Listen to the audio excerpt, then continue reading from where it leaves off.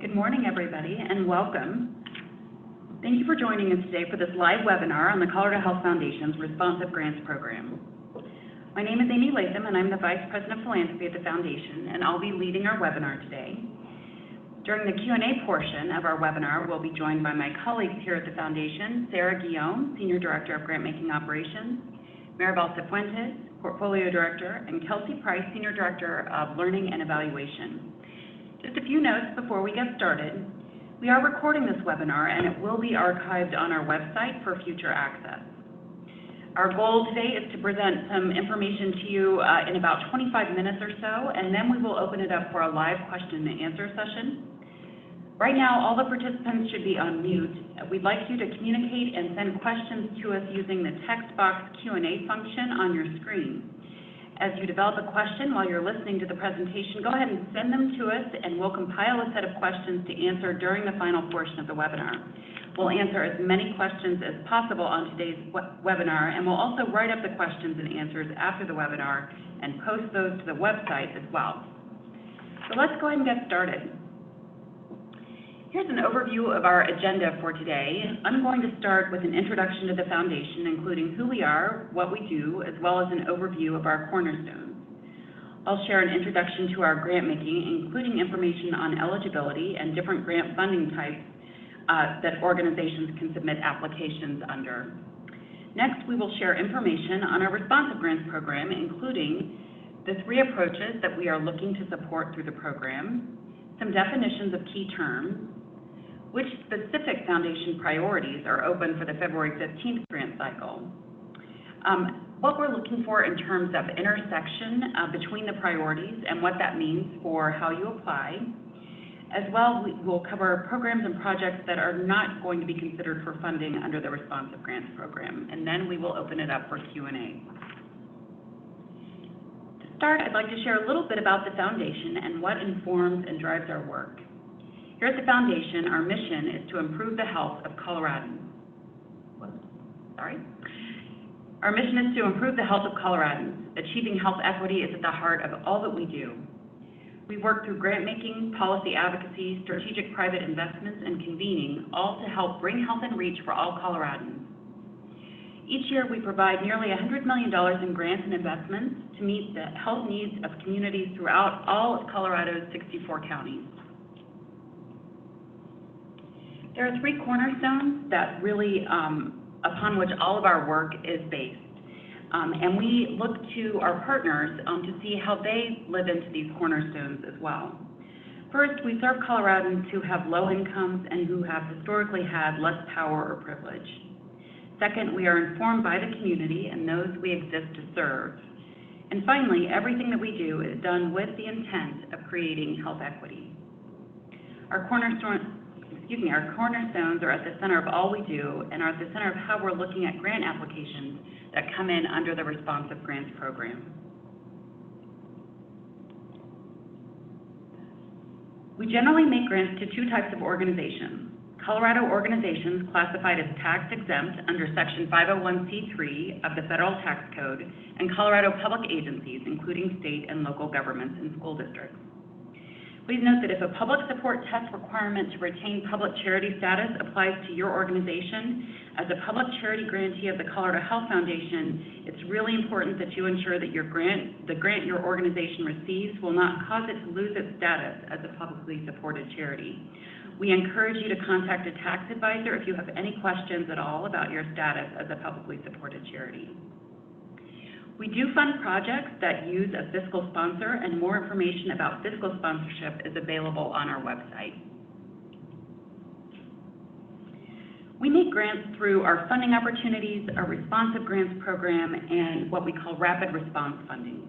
Our grant funding is designed to offer flexibility to applicants seeking funding to support the work of their organization. With the exception of our rapid response funding, we have 3 application deadlines each year: February 15th, June 15th, and October 15th. Applications must be submitted by 5 p.m. Mountain Standard Time on the day of the deadline. When the deadline falls on a weekend or a holiday, please submit your application by 5 p.m. on the next business day.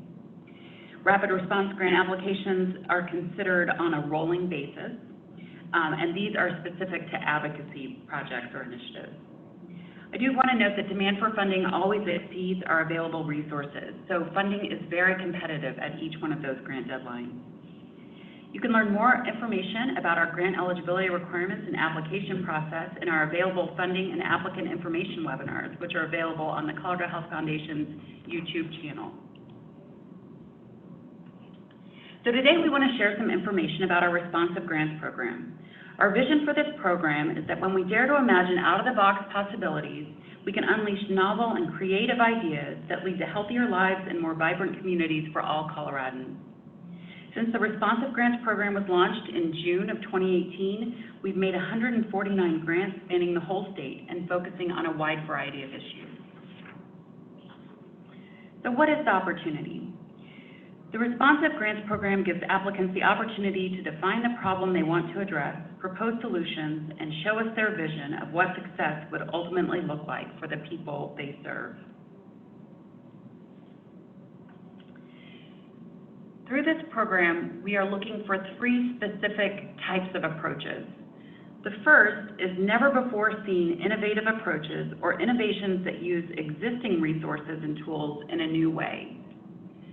We're also looking at expansion of programs that are already successful in the community, or adaptation and deployment of approaches backed by credible evidence of impact in other communities. So I want to share a couple of definitions with you. First, for the purpose of this program, we are thinking about innovation in 2 ways. It might mean creating a program or tool that's never been seen before and is totally new. But we also consider innovation to be a smart, creative idea about how to use existing tools or resources in a new or unconventional way. We feel innovative ideas should aim for 2 outcomes. Innovation should be designed to replace an existing solution. They are not in addition to whatever is currently happening.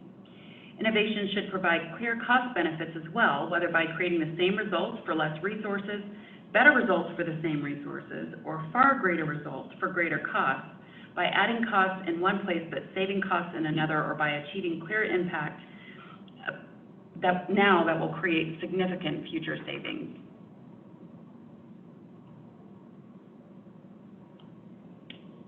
For the purpose of this program, we're looking to support successful ideas that are ready to be expanded to more people, new populations, or new places. There are 2 types of expansion encompassed in this definition, as you can see. First, through this program, we will consider support for expanding work that you're already doing. The second part of this definition includes helping you bring ideas and programs that have worked in other places to your community.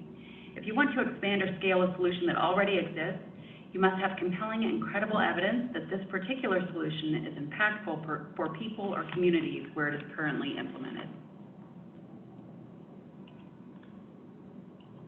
So what do we mean by credible evidence? We think of evidence as approaches with a history of impact, including programs, practices, or interventions with proven effectiveness. Credible evidence can come from lots of different methods, so it's not necessary that the program you're proposing to expand has been evaluated using any specific technical method, such as a randomized controlled trial or quasi-experimental design. But the evidence available should show that there is a credible case to be made that what you're proposing will be effective for the specific problem, context, and populations you're proposing to work with. You might draw on research, previous evaluations, and/or your practice and experience with the program. If you're proposing an innovative solution or approach, we'll ask you to tell us what information or evidence leads you to believe that it will be successful. So now we'll talk specifically about the February 15th deadline. We have 3 funding priorities that we have highlighted for this particular cycle. They are Children Move More, our Healthy Schools priority, and our Youth and Young Adult Resiliency priority. So on the screen now, you see a description of the specific impact that we are looking to have in each one of those areas.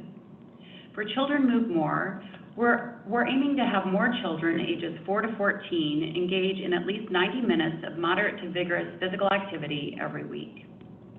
In the Healthy Schools area, our impact statement is that youth will benefit from quality, equitable health improvement opportunities throughout the school day. Finally, in the area of youth and young adult resiliency, we're hoping that youth and young adults have the coping skills they need to handle life's challenges. With this particular cycle, we are also highlighting that we are looking for work that happens across multiple areas.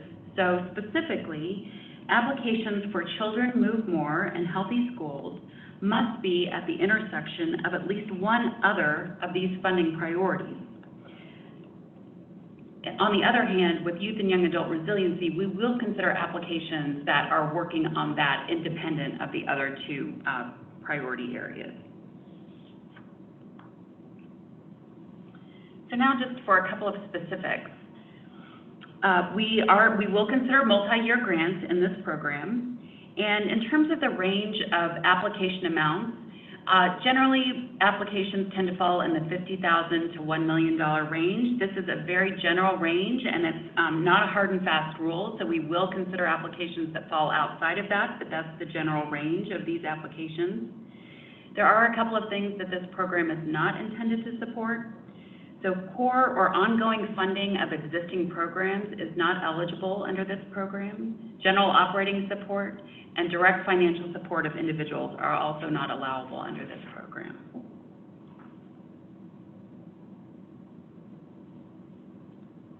Before you apply, we really encourage you to first learn more about our available funding and identify what you're interested in applying for. There's lots of information on our website. You can also connect with a program officer to discuss your ideas, either by email or by phone at 303-953-3600.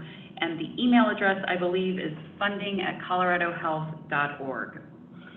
You can sign up for our grants management system and do that via our website. And as well, on our website, we have a funding calendar, so you can see what the next 3 cycles of available funding opportunities look like. Here's just a screenshot of what that funding calendar looks like. As I mentioned, it lays out for the next 3 grant cycles which funding opportunities will be available to apply for. That wraps up all of the information that we were hoping to present to you today. So now we are going to move into our Q&A. So if you have questions, please go ahead and submit them via the Q&A function, and we will, either I or one of my colleagues who are joining us here today will provide an answer. Again, we will summarize in writing the questions and answers we receive and post those to our website as well.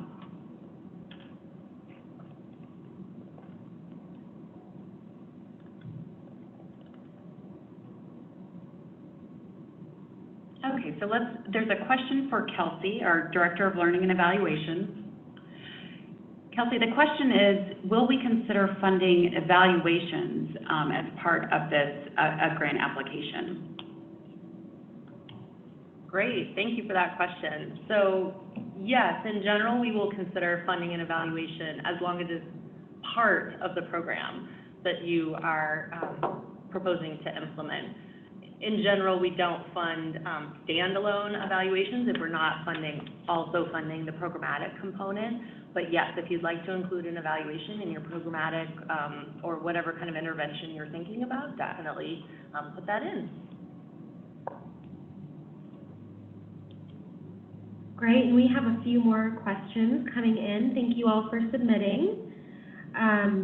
One is, when you say that a program under Children Move More or Healthy Schools must intersect with other funding priorities, do you mean within the 3 you noted or across all funding priorities for the foundation?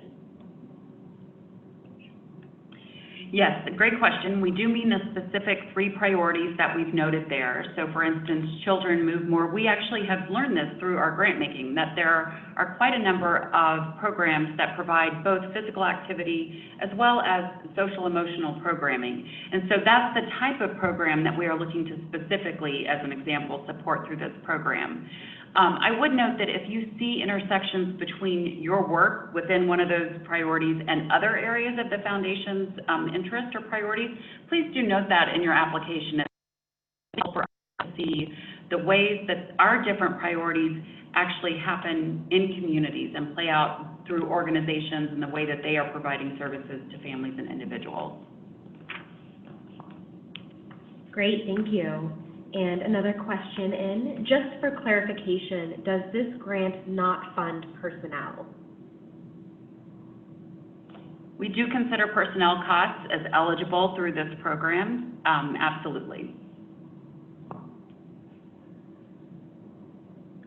If an organization already has a current grant with the foundation, are they eligible to apply for a responsive grant?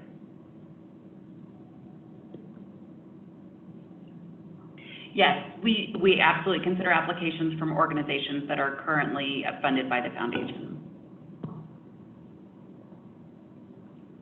Another question in, can you clarify what you mean by no core or ongoing support? This program is really intended to support either innovative solutions or expansions, the two types of expansions that we talked about. Funding for existing programming that doesn't include a significant expansion of that program is not eligible under this particular funding program.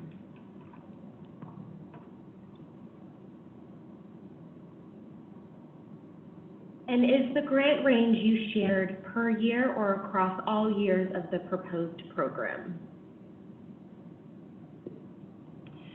That range was really about the total grant award amount. So, and again, it's just a general range that we share because we get asked frequently about kind of what is the range that we would consider. So if you have specific questions or want to talk through what you're thinking in terms of a multi-year grant, I would encourage you to reach out and discuss it with a program officer, and they can provide some additional information and guidance. Our next question is in regards to funding that is open up for June. So I'm wondering if we could click back to the funding calendar slide.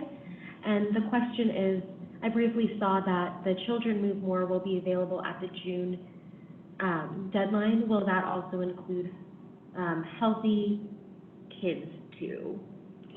So if we could just clarify that. Yes, that is correct. Children Move More will be open at our June 15th deadline. In addition to, let me look here, Youth and Young Adult Resiliency, which will also be open in June, and Healthy Schools. So yes, in fact, they are exactly the same three priorities that are open in February. Thank you for that. Our next question is, can we define the age range we're thinking of when we think of youth as well as young adults?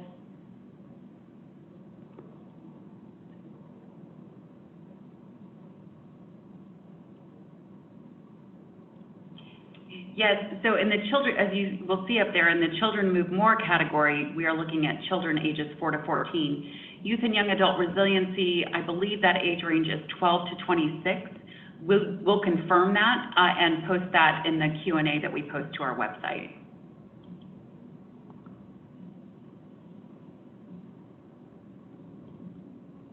Great question. Would a proposal on youth resiliency be welcome even if it's targeting a low incidence population?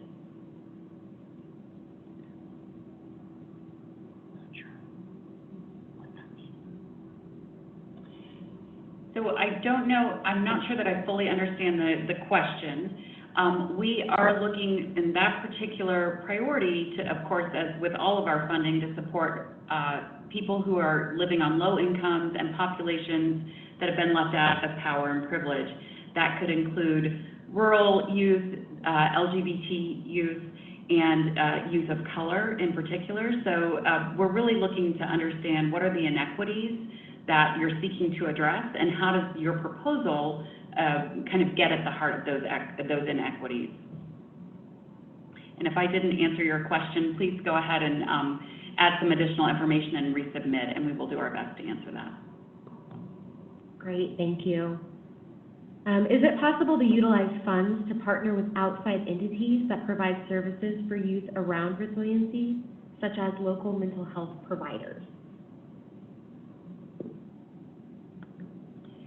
We fund a variety of applications that include partnerships such as that, so I would definitely outline that in your proposal and the specific roles of the different partners that you propose working with in your application. Can an organization submit two different responsive grant applications? For example, one for Children Move More and one for Youth and Young Adult Resiliency? Yes, organizations can submit multiple applications. I would just note that if, in the case of an application for Children Move More, we would also be looking then for the intersection with that priority and the Healthy Schools work, or with the Children Move More and the Youth and Young Adult Resiliency work. Do you have geographic or demographic priorities within this grant portfolio? We've not identified specific geographic priorities. The demographic priorities are really related to our cornerstones, and then the age population identified within each one of these specific priorities. Do you support projects and programs that prioritize low-income people but also still provide services for the general population?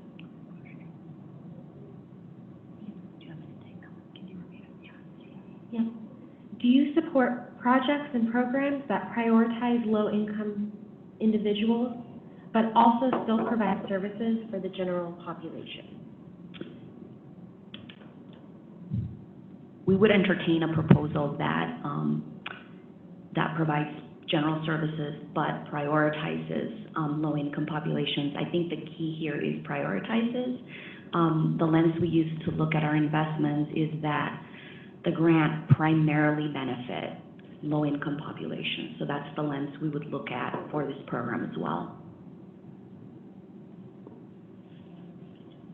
We have a couple questions in that are directly connected to our cornerstones and thinking about the populations that we're interested in serving.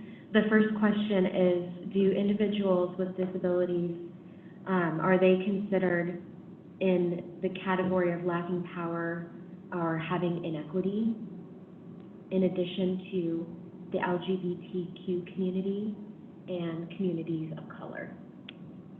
It's a fabulous question, one we talk about all the time. Yes, absolutely. Any and all of those groups would fall into the category of Coloradans who have experienced less power and privilege. And I want to say that low income is really the entry point. It's the first bar that we look at. So in looking at populations that are disabled or LGBTQ, we would also need to have evidence that we're talking about a low-income population. And our next question asks, do stigmatized populations such as suicide loss and or attempt survivors qualify as underserved regardless of socioeconomic indicators? So that would be a similar answer to the previous question. The first lens that we use really is low income. That is the population that we want to be primarily benefited by our investment. So that would be the first lens that we would look at for really any population that would qualify under the less power and privilege category.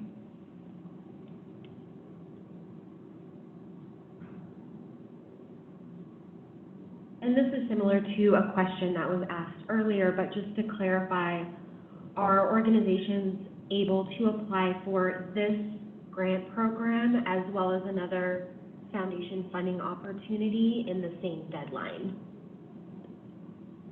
Yes, you can apply for multiple grants under different funding opportunities and the responsive program.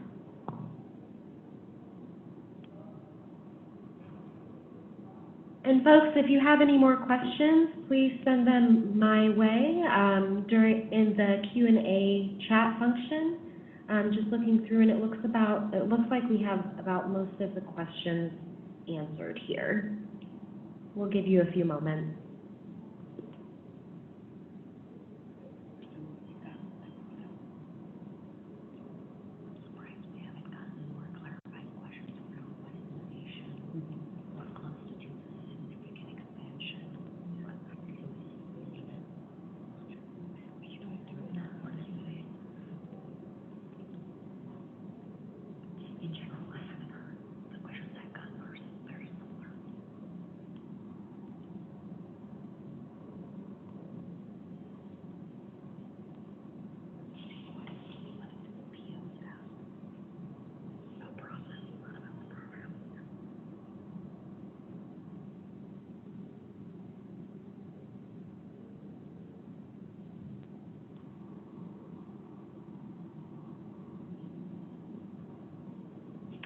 Another question we got in, is it necessary to connect with a program officer for a meeting prior to applying if you're not a current foundation grantee?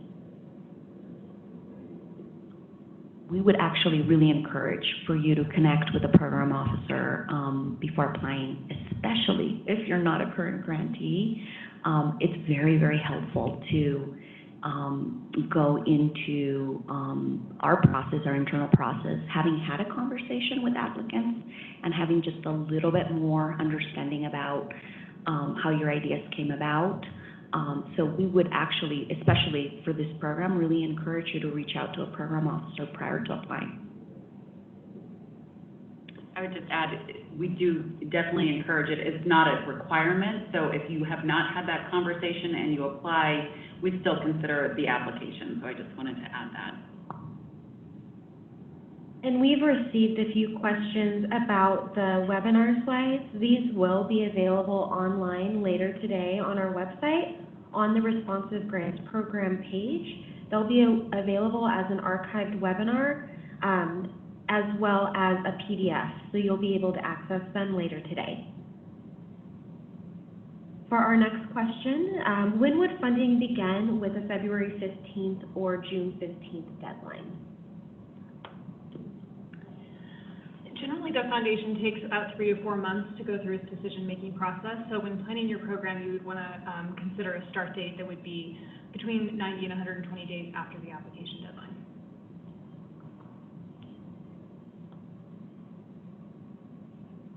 Our next question asks, we are launching a new project leveraging existing programming. Does this existing programming make us ineligible?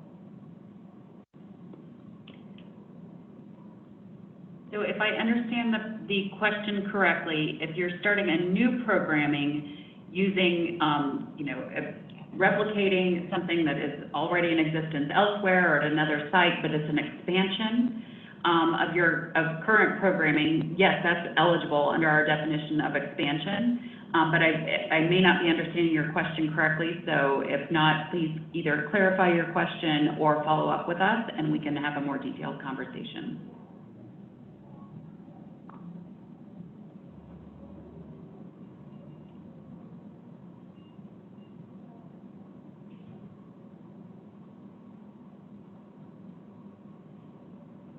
Would you consider advocating for mental health professionals in public schools to a focus of the Youth and Young Adult Resiliency, or should we instead apply for rapid response funding?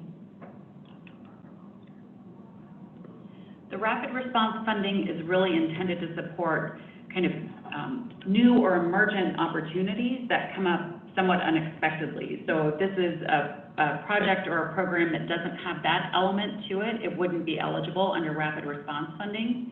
I think we'd have to have a little bit more detailed conversation about exactly what you are proposing to determine if it could be a fit either here or perhaps in another funding opportunity the Health Foundation has. So I would definitely encourage you to follow up with a program officer about that particular idea.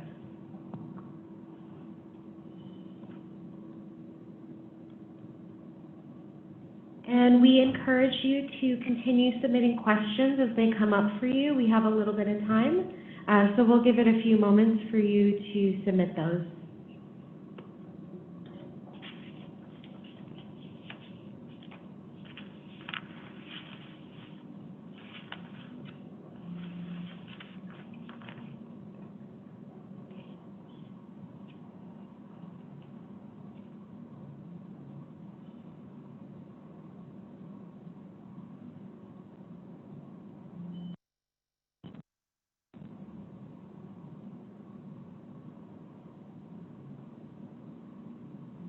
Can you repeat the ceiling of funding in terms of dollars for this opportunity? Absolutely. The range that we're sharing is $50,000 to $1 million. Again, that's not hard and fast. We definitely consider programs or projects outside of those ranges, but because we get asked so frequently about the range, we're sharing that as a general range that these projects tend to fall within.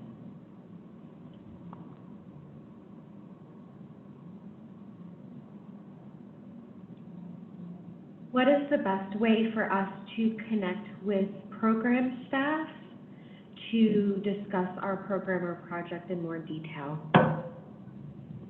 If you currently work with a specific program officer here at the foundation, I would reach out to them to discuss your idea. If you're not a current grantee of the Health Foundation and you don't know who to contact, please call us at 303-953-3600. Describe where you're located and the type of projects that you're interested in applying for, and we'll connect you to the right person. Or you can email funding@coloradohealth.org, and we will route that email to the correct program officer who will follow up with you.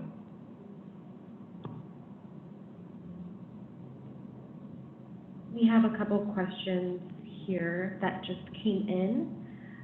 How many years of funding can be applied for? And in terms of the grant range, can the funding for that be split over multiple years? Great question. You can apply for multi-year funding. There is no range that we're providing at this point, and we will definitely entertain multi-year programs. And yes, absolutely, funding can be divided among that proposed term.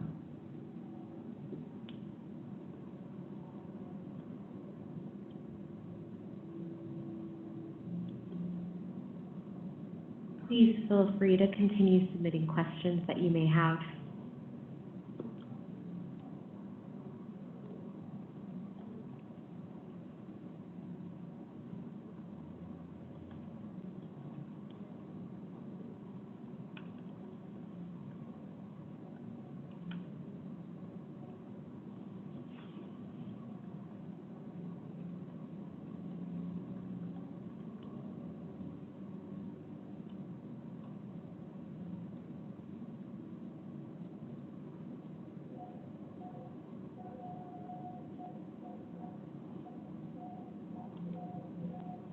And just to clarify, how many years of funding can be applied for? It's really up to you. We will consider multi-year funding, single-year funding. We want you to make the case for how many years you need and why. And I'll just add to that. In general, we don't normally make grants more than 3 years in length. It would be pretty rare for us to go beyond that term. So generally, most of our grants are single-year, 2-year, or 3-year grants if they're multi-year. We have a few questions coming in that are really specific to the program or project that folks are interested in potentially applying for.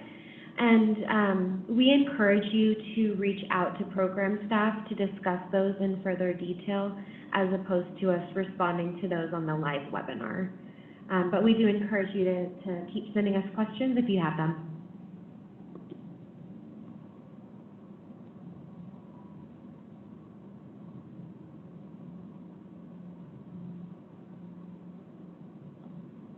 And we'll give it just a few more moments, so if you have any questions, please send them over here shortly.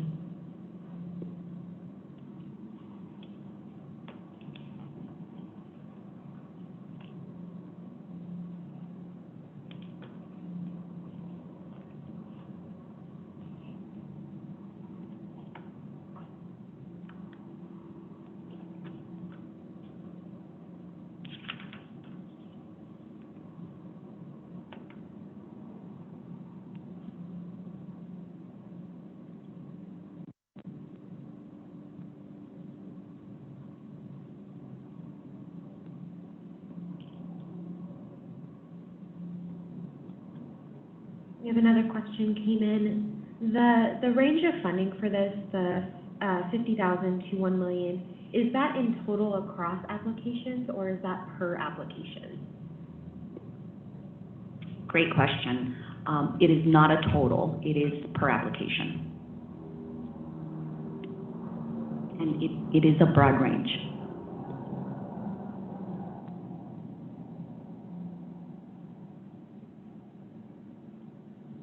We're going to go ahead and conclude the webinar in just a few moments. So if you have any pressing questions that you would like to ask, please send those our way.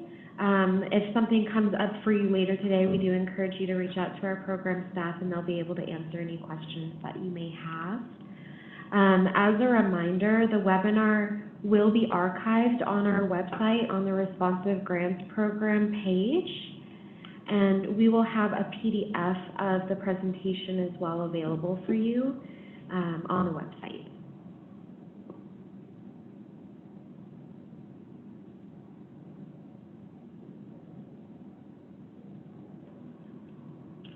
All right, thank you so much for joining us this morning.